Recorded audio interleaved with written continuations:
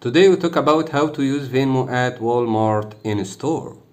Using Venmo for in-store purchases, you can make in-store payments using Venmo in two ways at Walmart. By using the Venmo app or a Venmo credit or debit card. To make a payment using the Venmo app on your smartphone, follow these steps. 1. Shop at Walmart in your usual manner and proceed to any checkout register of your preference, including self-checkout. 2. Scan and process your purchase at the register as you usually do. 3. When you reach the payment stage, select Venmo as your preferred payment method. 4. Launch the Venmo app on your phone and tap on the scan button located at the bottom left corner.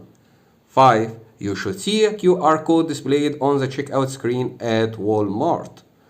6. Use the scanner feature on your phone to scan the QR code displayed on the checkout screen.